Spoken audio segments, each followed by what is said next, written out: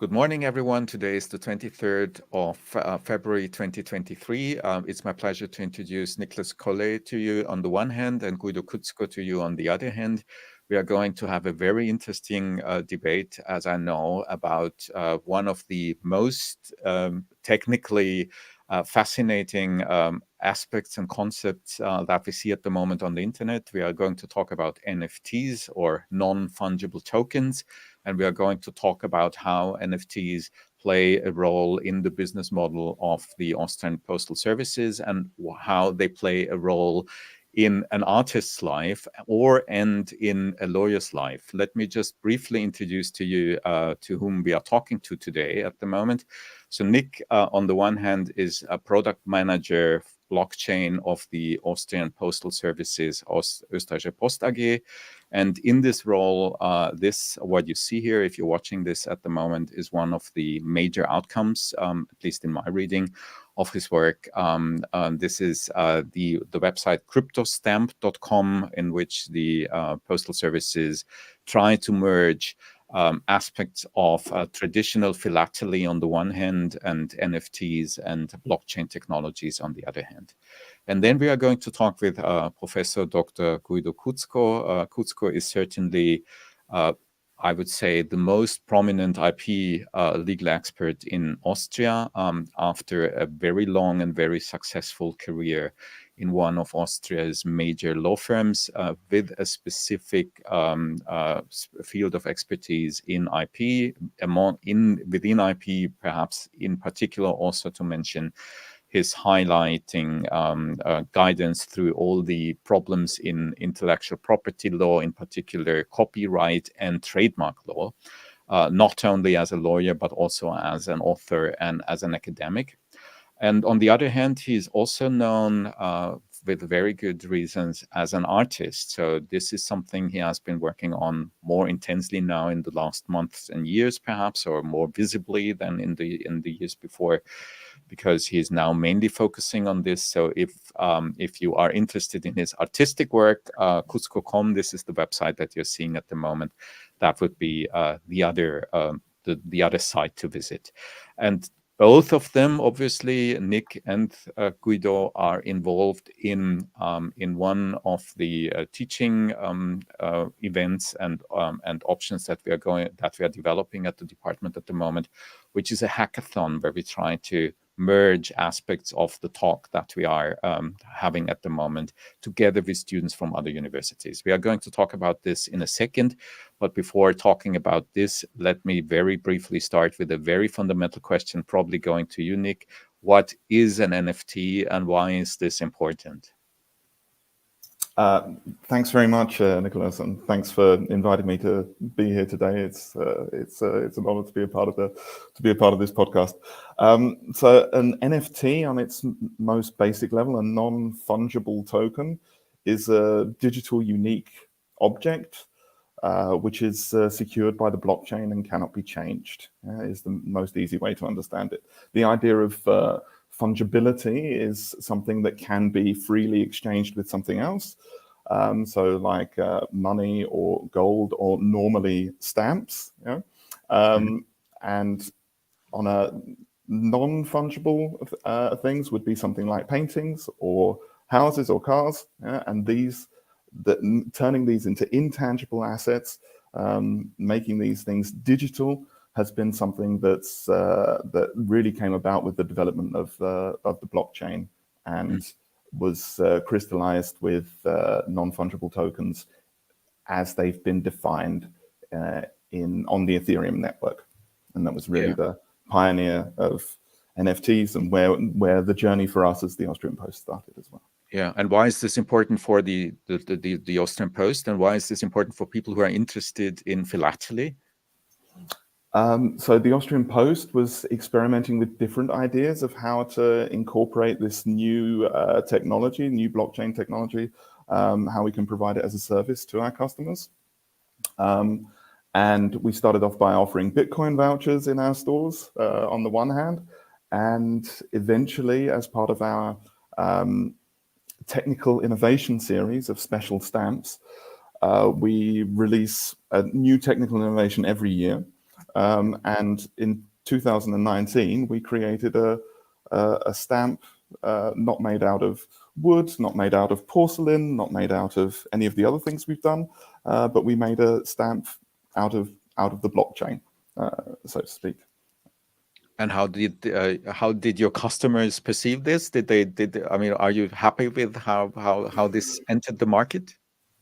Well, the aim of the Technical Innovation Series is to introduce our traditional collectors to new technologies on the one hand, but also to try and reach new target groups with that would be to make stamp collecting, for want of a better word, sexy again. Yeah. And you're happy with this, so but you think that worked out properly? Okay. Yes. I'm Yeah. happy to hear that. Yeah. So Guido, your journey to NFT is probably rather different, because I think it started from an artistic point, or did it start from a lawyer's point, or do you still remember? Yeah, or both? In fact, it was a combination of both. So, as you remember, Mr. People succeeded in selling an NFT for his JPEG artwork for more than $60 million. And that excited me. I didn't know what an NFT really is. So went in our law firm to the IT and technology group and say, hey, could you please explain to me what is it and why are people willing to pay such a huge sum for a simple piece of code in the blockchain? Mm-hmm. And a heavy discussion came up, and they crashed me down with all these terms of minting and contracts, smart contracts and wallet and so on. And in the end, someone raised his hand and said, usually lawyers don't do the business on their own. So they give advice to the business, to the client, but they don't have to do everything they are advising on. But this might be different in that case. We can always only give legal advice if we know exactly how it works. You are an artist. Could you make us a digital artwork? And we do the same as Mr. People did. So I produced a GIF, so it's an animated small picture, and we minted it on the biggest platform for NFT art, OpenSea, and we had a smart contract, and I opened a new wallet for that. And then we started a cooperation with a museum in Linz. It's the 19th century museum, Francisco Carolinum, that had at that time the first, I think, worldwide exhibition on the history of digital art from Namyuk Pike in the early 50s, 60s, up to NFT and metaverse. And our part was to examine step by step what is happening from the legal side in the background of an NFT project. So what's in the general terms and condition, which rights are given to the buyer of an NFT, what is in the smart contract, and so on. And this was exactly at the right time, because with that hype on NFTs, all businesses got interested in. The marketing departments of different companies from different business sectors jumped on it and say, couldn't we sell our product via NFT or some add-on to our product via NFT? And could you give us legal advice on that? And we were in a lucky position to say, yes, we can, because we did it. We know how it worked, and we made it all internally. Why it is so interesting for an artist? I think the NFT as such is only a technical tool. That's not good art or bad art. That's a technical tool. You can combine your artwork, that could be a nice or not so nice artwork, with an NFT and offer it on a platform. This gives enormous new chances for artists to have a market, a global market, to promote their art, to sell their art. a market, they have an entry without a gallery, without an editor, without an art advisor or other supporters. So they could offer their art there and try to find a new audience. And if an NFT is resold, they can provide for getting a share in it, so that they also have an income if their fame increases and the prices go high up, have a share in the prices that are achieved on the market in reselling their NFT. Yeah. Sorry. Yes, sorry. Sorry, I think that's a really, really interesting aspect of the whole NFT market and the whole idea of decentralizing, having no authority over who can buy and sell these products. And there's an interesting economic aspect of for a corporation. With our crypto stamps, we don't receive any revenue from people that sell the fees on. Sell the NFTs on the secondary market. We participate in that in no way. But it's something that we would like to do, for example, in future. And being able to fit something like that into a corporate structure is a really interesting challenge for us as well. Mm-hmm. I think that's very interesting for artists, because we have the droit de suite for many years in France, now have it Europe-wide. We have so-called Folgerecht that gives the artist a fair share on the secondary market in his physical artworks. But we didn't have that before for pure digital artwork. And now it works. So it's written in the smart contract that the share has to be directly given to the wallet of the artist. And that's nice. Yeah. On the other hand, we had the crash of the NFT. So now, following the Bitcoin problems and crypto problems we had, also the brand NFT suffered. Yeah. That's an interesting question, I think, Guido, because I think, I mean, in how far is this just a hype, right? And in how far is it something which is sustainable on the market? And that question probably goes to both of you, right? So how do you think that this is really something significantly changing how we perceive art, how we perceive philately, how we perceive the markets coming with them? Or is it just something which is going away at the moment again? For me, 100%, it's changed the landscape of both art and of philately. Collecting in general is going to be different, and I think we see it in the philately department. We have a lot of experience of people who collect things. We brought out a stamp in 2020 to commemorate Brexit, for example. And we were sold out, a bit like our crypto stamp, within the day. And if you wanted to buy one in the weeks afterwards, again, you have a hype cycle. There are people that are selling them for a stamp that costs €1.80 for €40, €50, €60. And now, if you want to have a Brexit stamp, it will cost you €3 instead. Yeah. So there is a hype cycle. And it goes up and comes down, and then it levels out again to a position where people want to collect these things again. Yeah. Yes, I think it makes a big difference on which price level we are talking about. Are we talking on millions of dollars that have to be paid? This is a highly risky investment. Paying $50 million in one NFT, that is very risky, especially if the artist is not so well established in the art scene.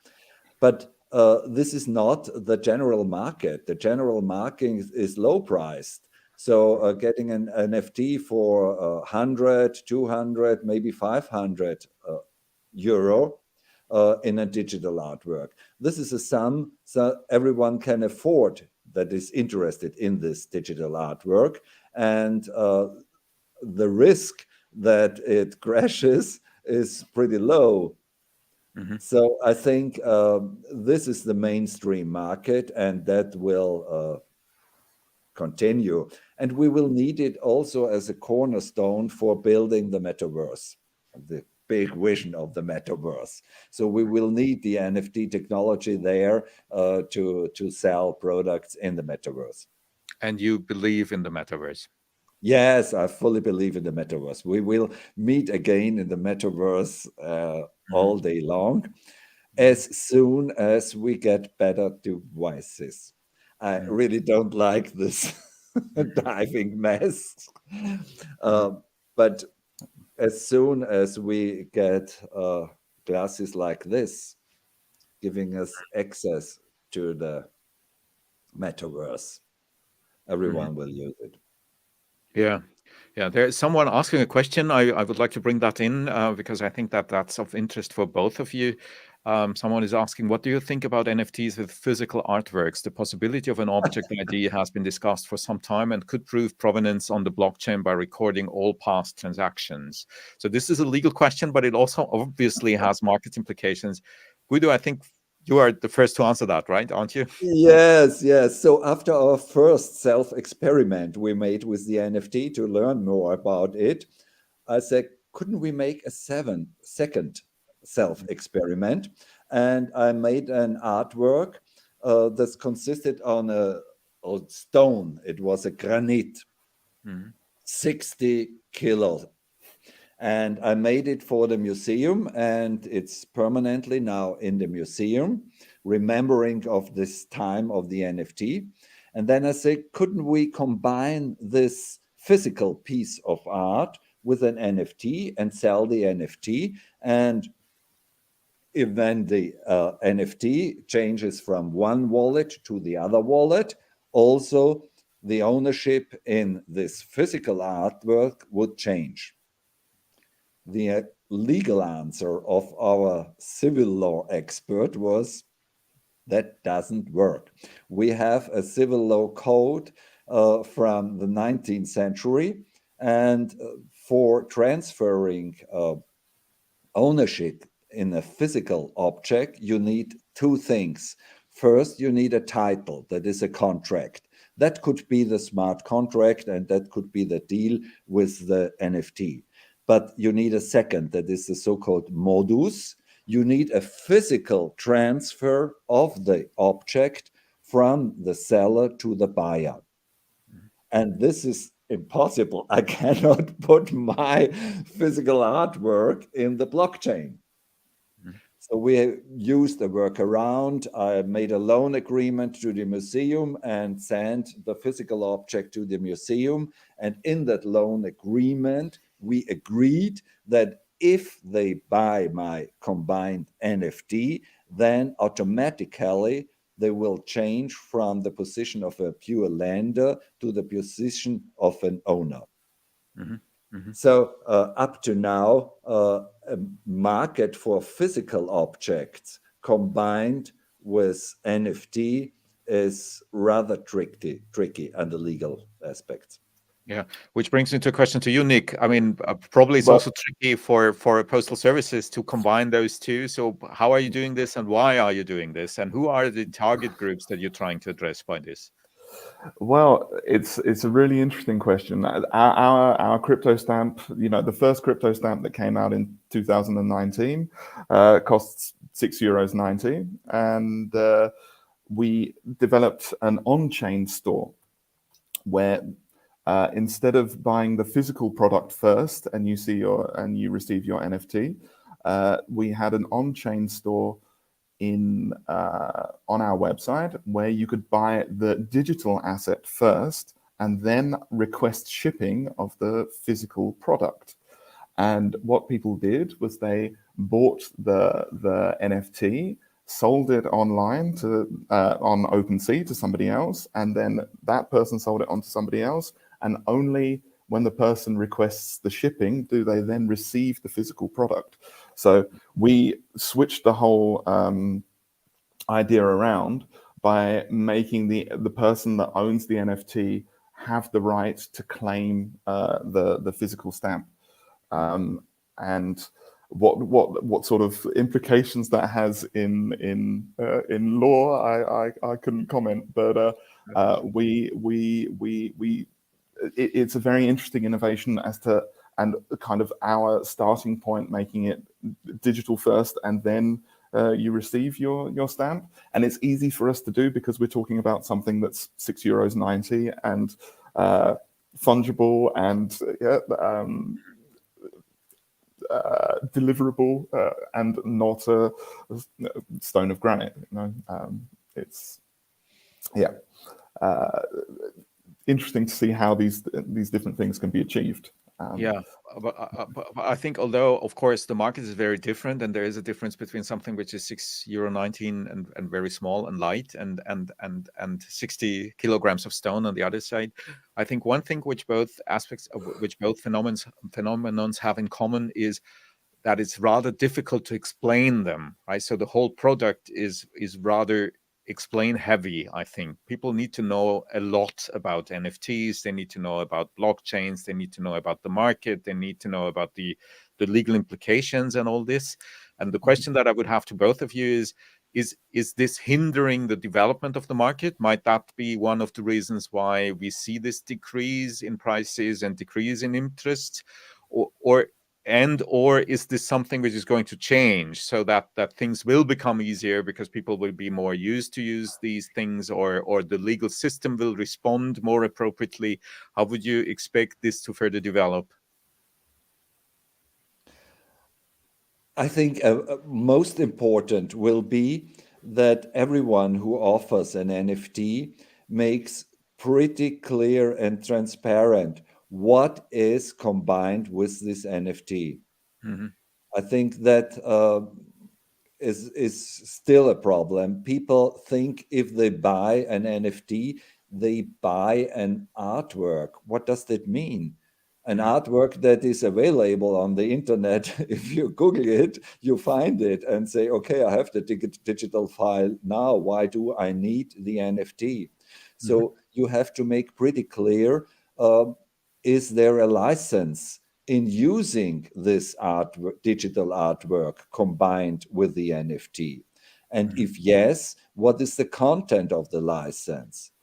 Are you allowed to publicly perform this piece of music, for instance, or are you only allowed to use it privately? Do you have the right in asking for a physical copy, as you explained the example of the postal stamp? Then I have a personal claim of one physical copy that I can use if I'm the owner of the NFT. So I think for the market, it would be really essential that everyone makes very, very clear statements on what is sold combined with the NFT. Yeah. Nick, are you agreeing? And is this what you're doing? For sure. 100%. We're from our perspective, we are not just documenting the progress, in the in the philately department, we have we have a cultural responsibility to document different historical events that happen, and we're doing something similar with our crypto stamps as well.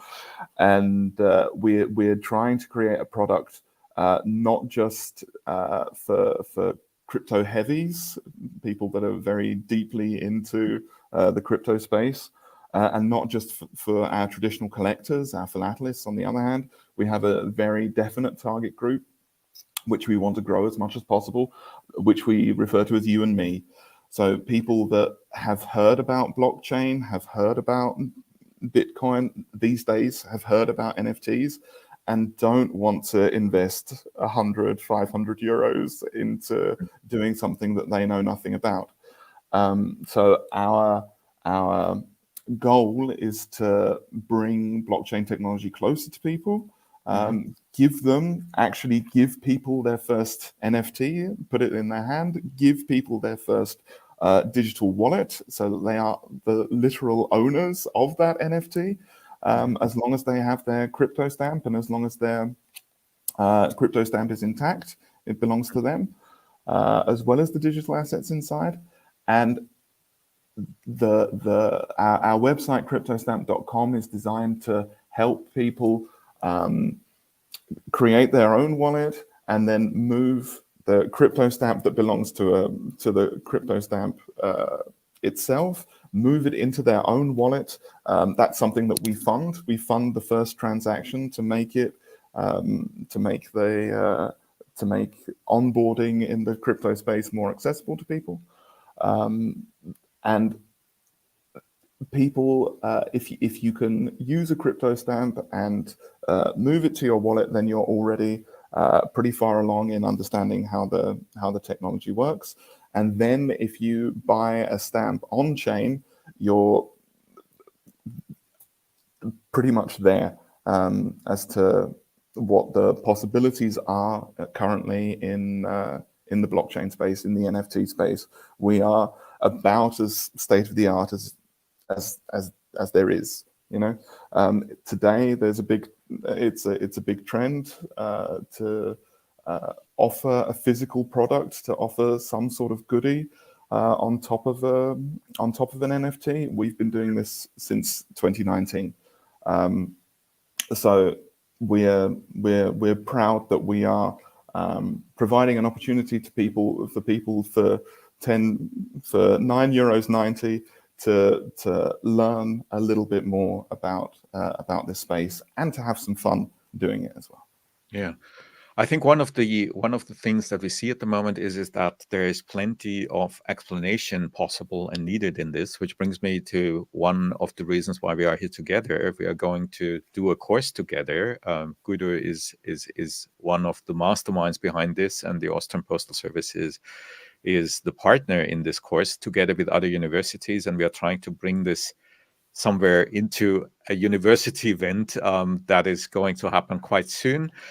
Guido, perhaps may I ask you to start by telling us why we are doing this, and in how far will students be able, hopefully, to do these translation services that Nick just mentioned, right? So that people, you and me on the street, understand what this is about and why this is something possibly of interest if you don't want to invest €3 million, but just to know a little bit more about the technology that all of us are living with. What I learned as a lawyer in decades was how important it is that we as a lawyer involve in understanding the business of the client.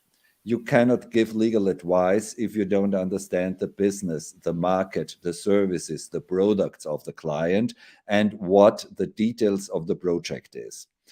And this is not so easy to train that skill. So usually when studying law, we study all the legal stuff and are very well prepared, answer pure legal questions. But usually clients do not come up with a legal question and say, could you give me the paragraph to my question? They tell facts, and you have to question them. You have to understand every detail.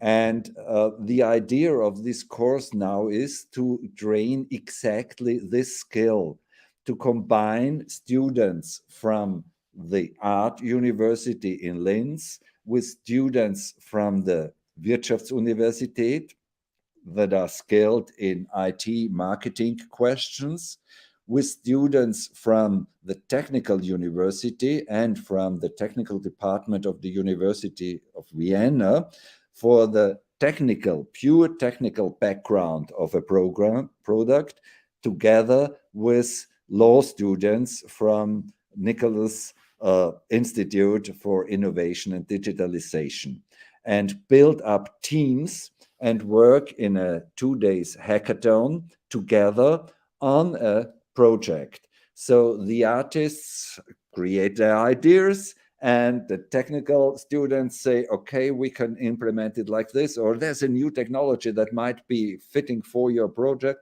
And then also the law students have to come in and say, okay, what do we need? Do we have a data protection problem with that should be solved in advance? Is there a copyright issue that we have to be aware on?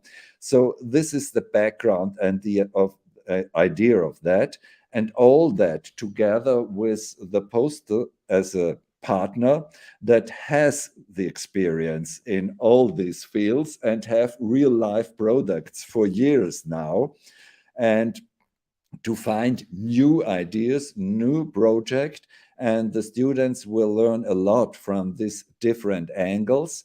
And in the end, maybe there will be 1 or 2 or 3 or maybe more real life projects that could be implemented in real life. So students get much more than only a specific lecture on their field. They get an insight on how to work in teams from different angles to create a product and give input for that. And why are Österreichische Post AG involved in this, Nick? What is the perspective of the company? Why are you doing this? What is the expectation? Yeah, I think Guido summed it up really well. For us, we're looking at the Austrian Post is a very innovative company in general. It's one of the things that's great about CryptoStamp is that we can actually show our innovation to the public. A lot of our innovation is involved in processes, or how to deal with so many letters, or how to deal with so many parcels. This is something that we can really present, and the Austrian Post is used to working together with universities to gain knowledge, to get new inputs from students.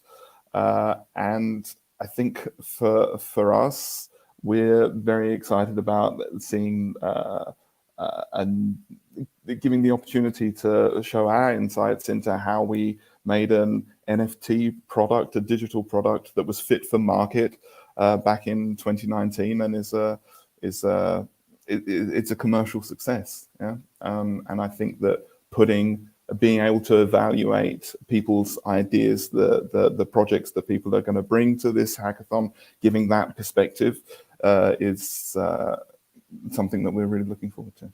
Yeah. So to the law students listening to this, this is the opportunity to see a market, right? Just a real market, and people with real background working in a given domain. And not just lawyers giving you an academic overview from a purely legal perspective. Let me perhaps close all this with a very tricky question going to both of you, Guido and Nick. The question would be, after this hackathon that's going to happen in this summer term 2023, what would be the ideal outcome from the students' perspective? So what should they be able then to do, and in how far would that have a value for their personal further development and also for the market? So for the market that I now call delivery services and or philately, what should happen after that? Guido, would you start perhaps? Yes, I think they should have some ECTS points first. That's easy. Secondly, That's easy. yes. That's the easy part. Secondly, they have a real life experience on how to cooperate, not only with lawyers, but with IT people, with artists, and so on. And they can show,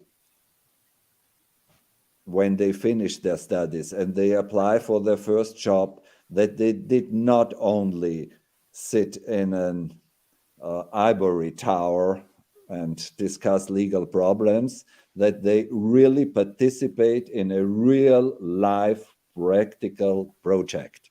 And maybe they were the winners of this project, and maybe the project is so perfect that the post then decides to implement it in real life as a real life product.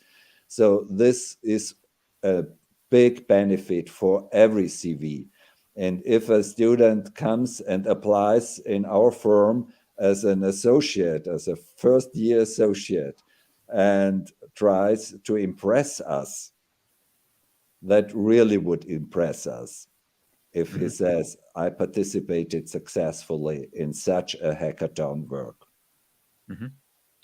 And from the Österreichische Post AG's perspective, Nick, what would be the ideal outcome, both from a candidate's perspective and for the market? Yeah, so from the candidate's perspective, I think it's a real opportunity to gain hands-on experience and to deal with sounds harsh, but work together with people from totally different backgrounds who see things from totally different academic perspectives, and to find a way to marry these things together into a successful product. And I think that there's a lot of opportunity. It's very much like working for a large organization where you are coming into contact and working together with people from marketing or from processing or from finance or from technical developers. These are things that you're going to be confronted with in your working life, and it's the earlier you can get your first impressions of that, the better it is. Yeah. Okay, so I think the obvious last question is, if you are a student of law, it's easy because you can simply attend the course and then you know what's going to happen. But if you're not a student of law, how will you learn about the outcomes of this? Is there any distribution channel that is planned from the postal perspective, perhaps first, and then also from the university perspective? Nick, are you going to talk about the outcomes, or is this hidden somewhere behind curtains after the ending? No, so the depending on which projects we get, we are definitely going to publish and inform our community and the post internally what we've been doing, and if we manage to get a project that we can really bring to market, then the sky's the limit, so to speak. Yeah, so let's hope that the sky's the limit here. And Guido, do you see any perspective to distribute and disseminate the outcomes of this, and perhaps also to further extend it to other markets, for example, to the art market? If it runs successfully, I will come back to you and ask you, couldn't we make another podcast on the exciting outcome and learnings from such a project and how to use it in other businesses? Yeah, that would be excellent. I kindly invite you already now. I will be most pleased to have a very similar debate after this, so that we are going to learn about discuss the learnings. Thank you for today, for the meantime, and thank you to you who listen to this. If you are a student of law, or if you are a student of art or any of the other disciplines that were mentioned, kindly talk to your supervisor and consider to participate. It's in this summer term 2023. It's a unique option to get insight and to qualify yourself. If you are not a student but you're interested in this, then kindly stay tuned. We are going to report on this and further developments in the near future. Have a wonderful day. All the best to all of you. Stay healthy, stay connected, and stay interested. See you soon, hopefully. Bye-bye. Thank you very much. Thank you.